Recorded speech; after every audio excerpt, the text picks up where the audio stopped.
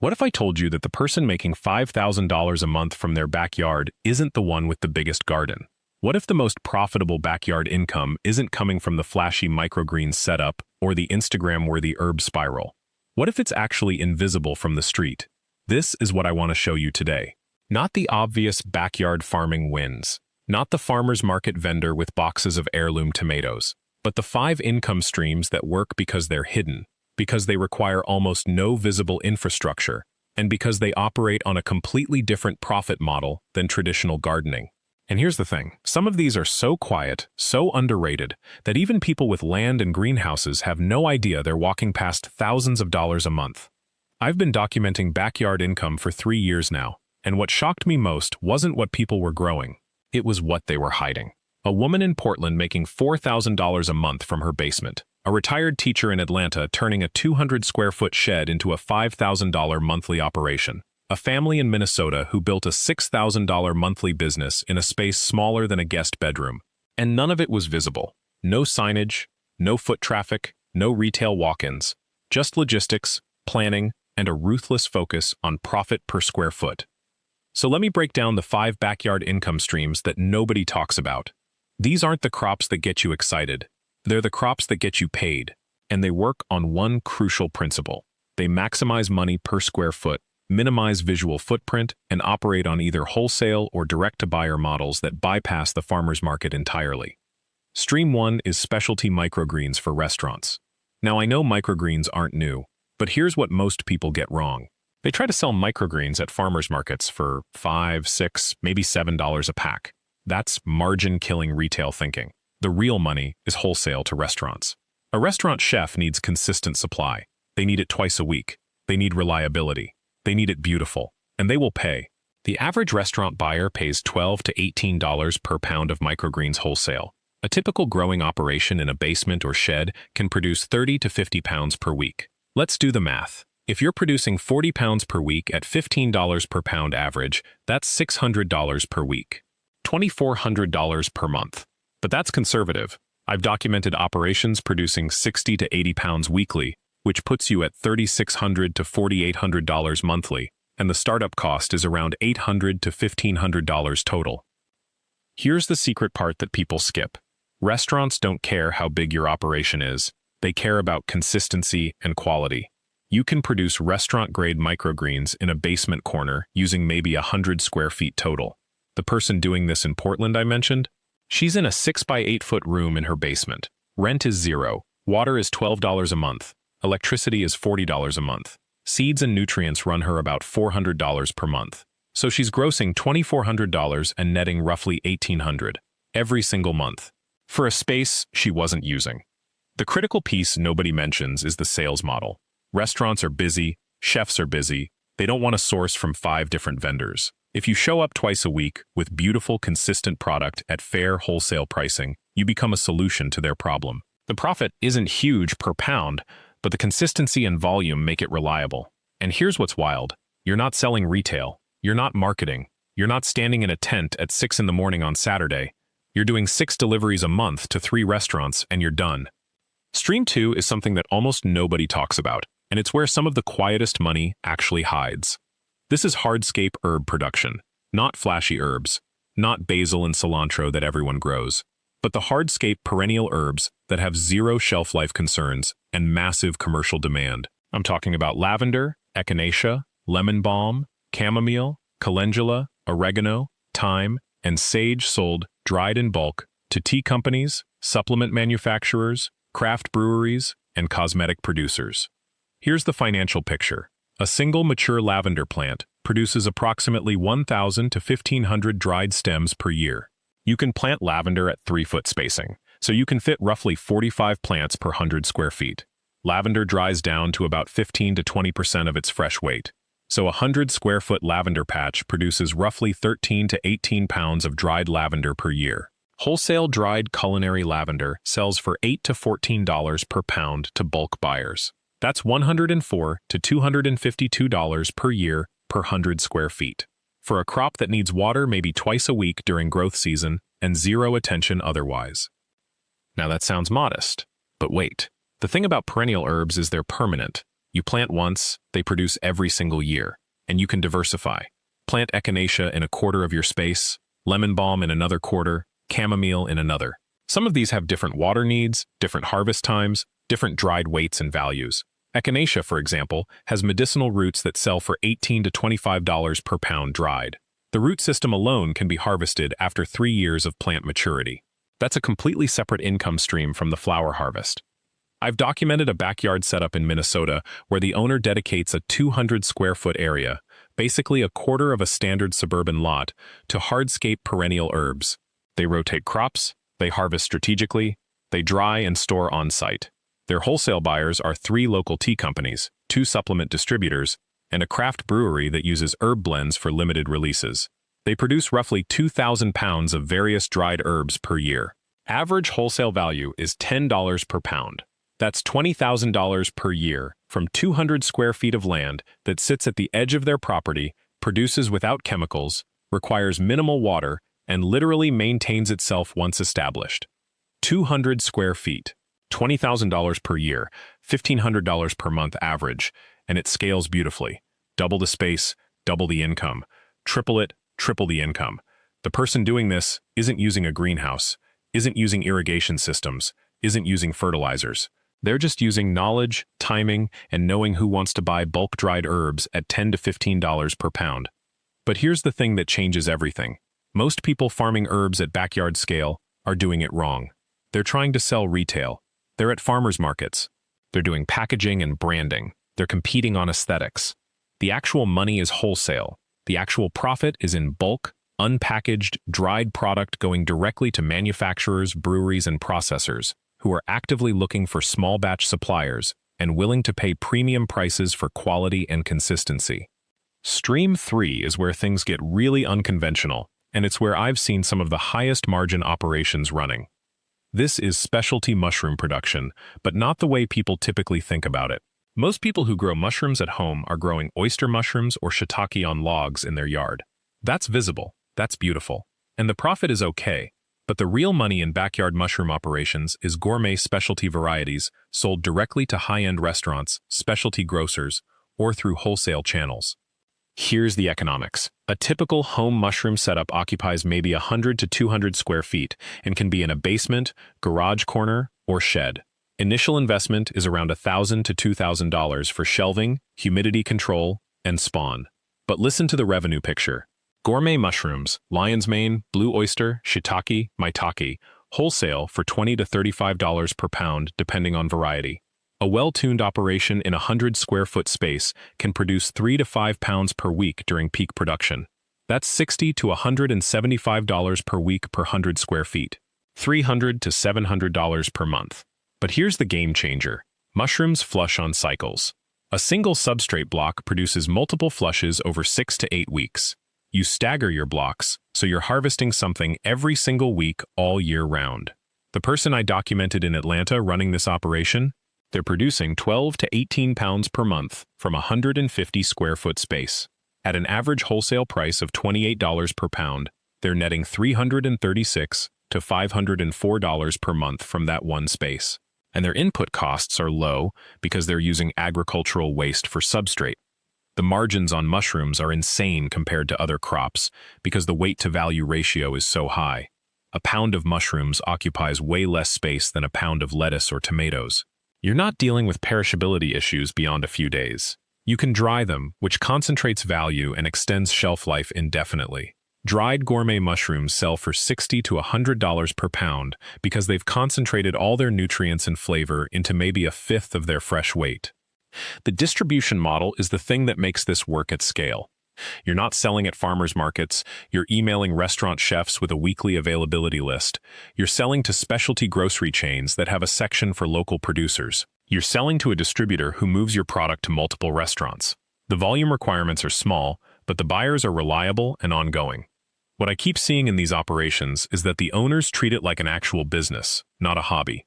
They have supply agreements, they have delivery schedules, they communicate professionally, they track their numbers religiously, and they're making money that rivals or exceeds what many people make at a full-time job, from spaces that are literally invisible to their neighbors. Stream 4 is something that leverages existing property in a way most people completely miss. This is shade-tolerant crop production. Most backyard farmers focus on full-sun crops, because that's what maximizes growth. But full-sun areas are usually limited. Shade is everywhere. The side of your house, under mature trees, along a fence line that faces north. And there are specific high-value crops that actually thrive in shade and produce premium product. The primary example is shiitake and other hardwood mushrooms grown on logs. You can't grow these in full sun. They need shade. They need moisture. But shiitake logs, once established, produce for 3 to 7 years depending on management. A single full-size log produces 1 to 3 pounds of mushrooms per flush, and they flush 2 to 3 times per year. Shiitake sells retail for $15 to $20 per pound, but wholesale is closer to $8 to $12. However, if you're managing 50 shiitake logs in a shaded side yard that you weren't using, you're producing 75 to 150 pounds per year. At an average wholesale price of $10 per pound, that's $750 to $1,500 per year from a space that was literally worthless before. But that's not the only shade-tolerant crop with real value. Ramps, wild leeks, are exploding in demand among restaurants right now.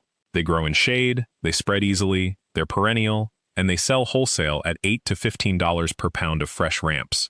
The roots are edible, the greens are edible. A well-established ramp bed in a shaded area can produce year after year with minimal intervention. Ginseng. American ginseng is a shade plant that grows in forest understory. It takes 7 to 10 years to reach harvestable size, so it's not a quick money crop. But a mature ginseng root sells for $50 to $100 per root dried. A ginseng grower in Kentucky I've documented has a half-acre shaded forest patch that produces 80 to 100 roots per year at his harvest cycles. That's $4,000 to $10,000 per year from shade growing a plant that takes zero active management once established and produces indefinitely. It's a 20-year wealth-building tool that happens to be growing in his backyard forest. The pattern across all of these shade crops is identical. They work because you're using space you couldn't use for anything else. They work because the value per plant or per pound is high enough that you don't need massive volume, and they work because they're completely invisible from the street, which means zero zoning issues, zero neighborhood concerns, zero retail-looking infrastructure.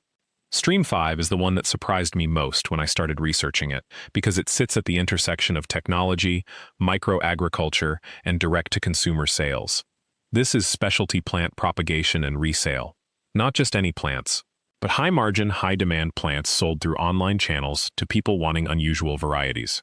Think rare heirloom tomato varieties, specialty pepper cultivars, unusual herb genetics, micro-dwarf fruit trees, or trendy houseplants that sell for $8 to $20 per plant online. A person operating from their home can propagate 500 to 1,000 seedlings during a spring season using maybe a 50-square-foot basement setup with grow lights. Nursery-quality seedlings for unusual varieties sell for $4 to $8 each online. If you're selling 500 plants at $6 each, that's $3,000 from a single season's work. Multiply that across multiple growing cycles if you're doing succession planting, and you're looking at potentially $4,000 to $6,000 per growing season from a modest home setup. The buyer is different than the restaurant or wholesale marketplace. This is the home gardener, the hobby farmer, the person with a backyard vegetable garden who wants something unique. They shop online. They're willing to pay premium prices for rare genetics. They make their purchases in spring and early summer. And critically, they accept the risk of shipping plants, so you're not limited to local sales. I've documented someone operating this business part-time, literally just during propagation season, who grosses $5,000 to $8,000 from their basement for roughly 4 to 5 months of work. They're not famous. They have maybe 800 social media followers, but they've built an email list of repeat customers, and every spring those customers are ready to buy whatever unique varieties they're propagating that year. Some of the plants are crosses they've made themselves. Some are unusual heirlooms. Some are just plants that are trending online but aren't available from mainstream nurseries. The operations that work best combine a few of these strategies simultaneously. The person in Portland running the microgreens operation, she also has a small propagation side hustle during spring, producing specialty pepper and heirloom tomato seedlings that she sells online. Her mushroom operation runs year-round. Her herb drying happens in late summer and fall. She's not dependent on any single income stream. She's spread across 5 different seasonal businesses, all operating from less than 500 square feet of residential space, and she's netting somewhere between $4,000 and $5,000 monthly across all of them. The reason these operations stay hidden is partly intentional and partly just natural. Most zoning regulations don't restrict what you grow for personal use or for direct sales in many jurisdictions. An indoor mushroom operation looks like a regular basement. Herb drying in a garage attracts zero attention. Seedling propagation under lights looks like houseplants. These aren't operations with signage. They're not retail. They're not creating neighborhood traffic or noise. They're just space being used efficiently. And here's what really strikes me. The person doing this isn't wealthier than their neighbors. They're not smarter. They're not working harder in a traditional sense. They just made a decision that their backyard was real estate with income potential, and they treated it accordingly. They did the math. They researched the markets. They found buyers before they built the operation. And they started small, stayed consistent, and scaled what worked. The common thread across all 5 of these streams isn't the crop. It's the profit model. Every single one bypasses retail.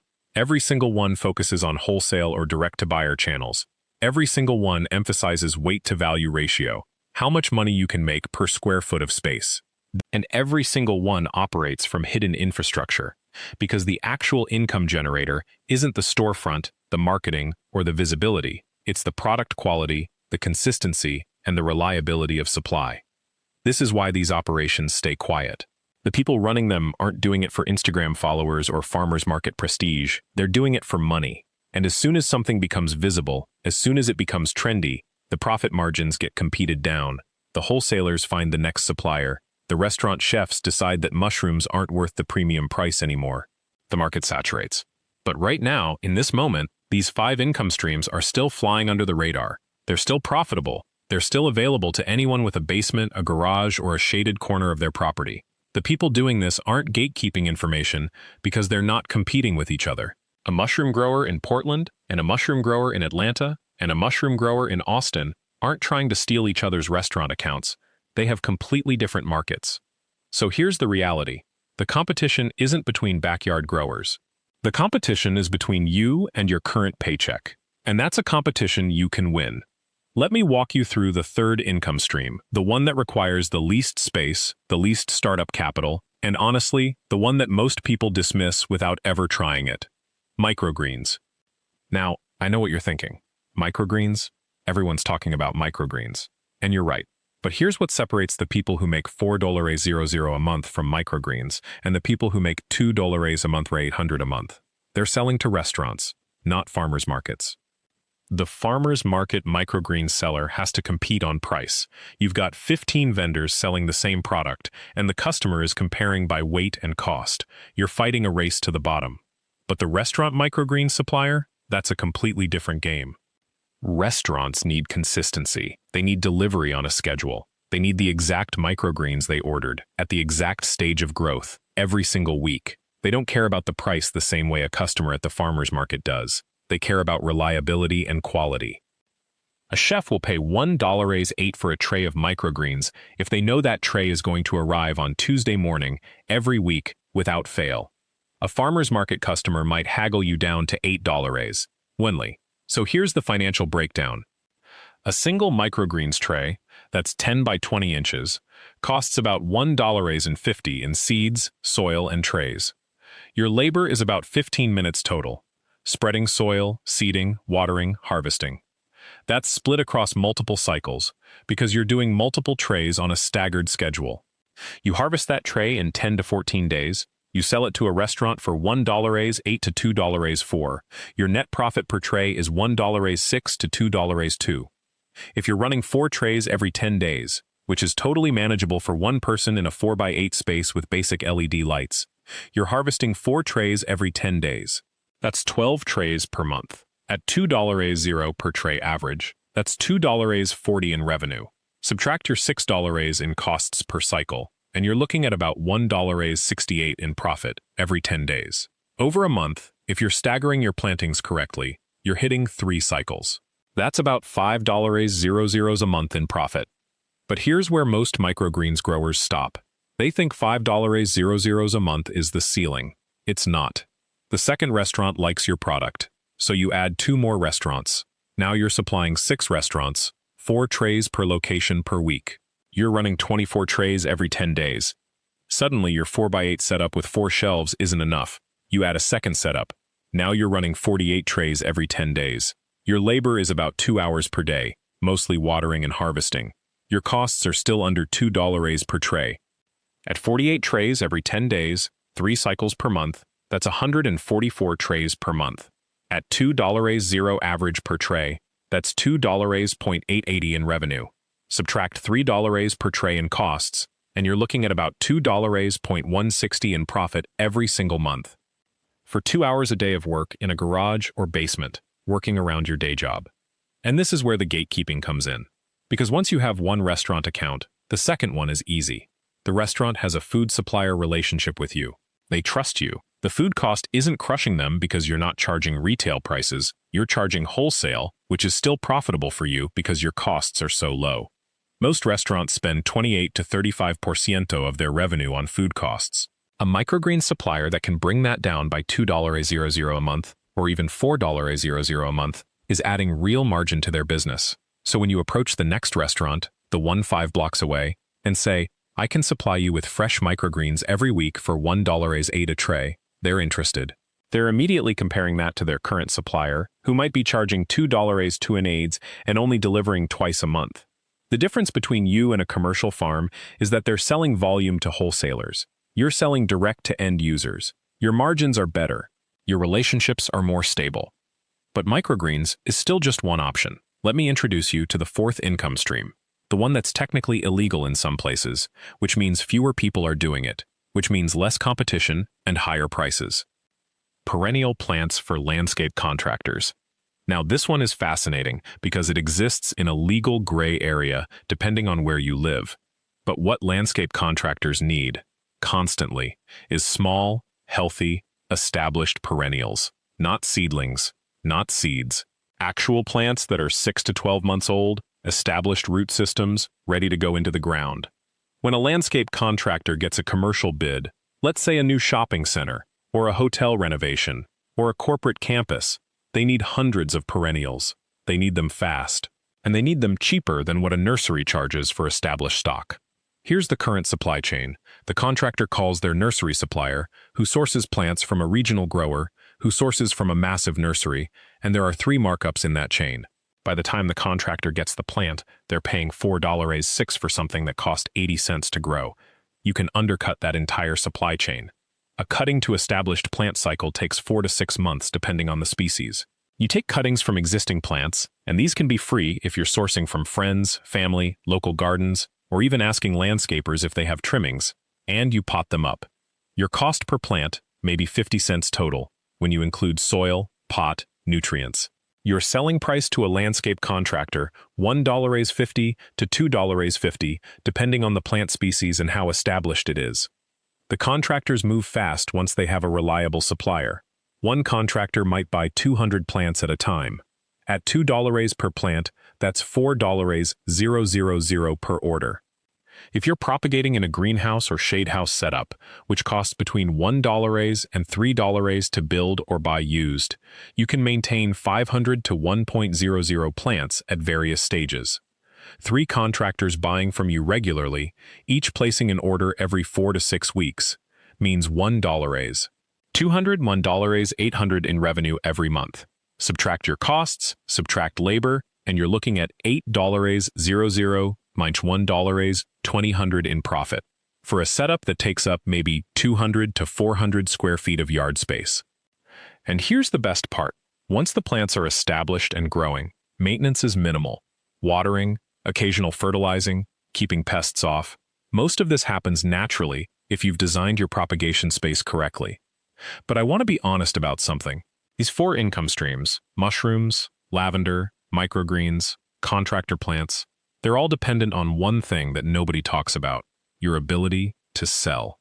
You can grow the most beautiful lavender in the world. If you can't sell it, you have a fragrant dead loss. You can propagate perfect perennials. If nobody knows they exist, they're sitting in pots taking up space. So the 5th income stream I want to walk you through is the one that solves this problem entirely. Direct-to-consumer sales through a subscription model or online store. This one changes everything because it removes the dependency on local markets, relationships, and timing. Here's how it works. Instead of selling bulk to one farmer's market stall, you create a subscription box or online store where customers pay you directly every single month for seasonal dried flowers, herb blends, or specialty propagated plants. The math is stunning. Let's say you grow enough lavender to fill 200 bundles per month. At a farmer's market, you sell maybe 40 bundles for $12 each. That's $4.80, and you've spent 4 hours standing in the sun. Now flip it. You create a lavender lovers box, $3.05 per month, shipped direct. Each box has 3 bundles, a care card, and a personal note. You charge shipping separately. Let's say $8. That's $4.03 per customer per month. If you get just 50 subscribers, that's $2. 150 every single month, no farmer's market, no middleman, no negotiating, just recurring revenue. And here's the kicker. Once your subscription page is set up, you're not doing anything extra. You're growing the same plants. You're just packaging them differently and letting the system handle the sales.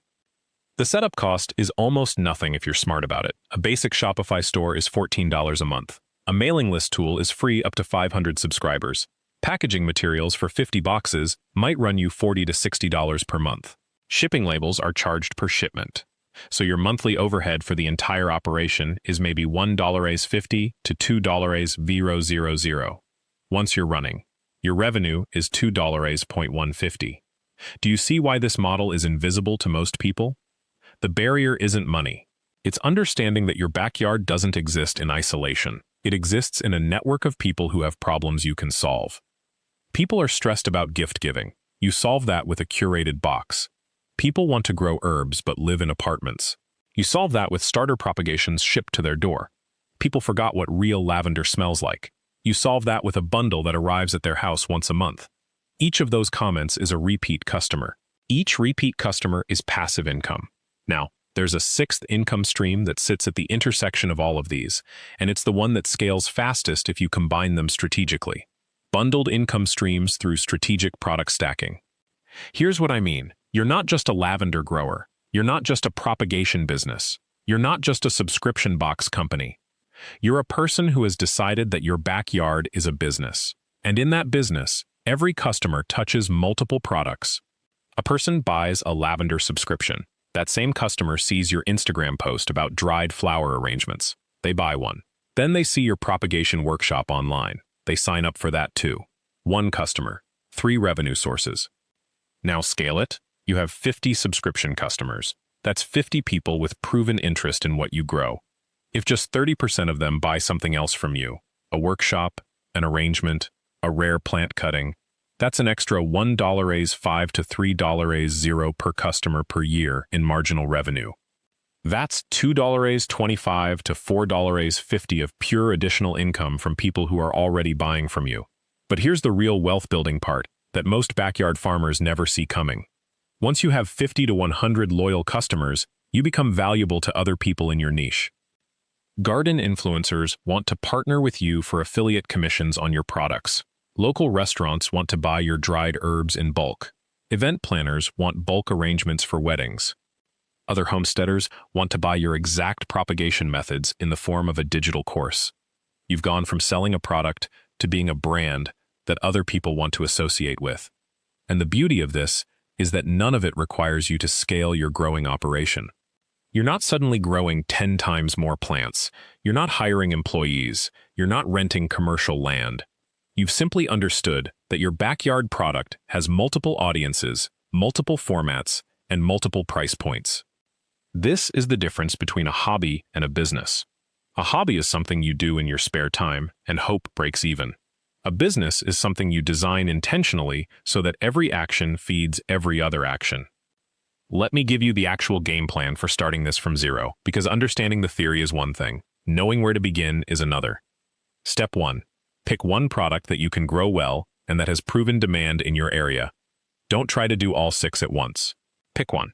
For most people, this is usually microgreens because the cash flow is fast. You can start selling in 2 weeks. Or lavender because it's beautiful, it stores forever, and people love it. Go to your local farmer's market. Spend a Saturday watching what sells. Watch what people ask about. Watch what runs out. That tells you what your market actually wants, not what you think it wants. Step 2. Do a micro test.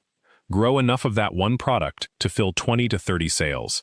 Could be microgreens trays, could be 30 lavender bundles, could be 20 starter herb propagations. Sell them. Use the feedback directly. What questions do people ask? What do they complain about? What would make them buy more? This isn't about perfection. It's about validation. You need to know that real people, with real money, are willing to exchange that money for what you've grown. Step 3.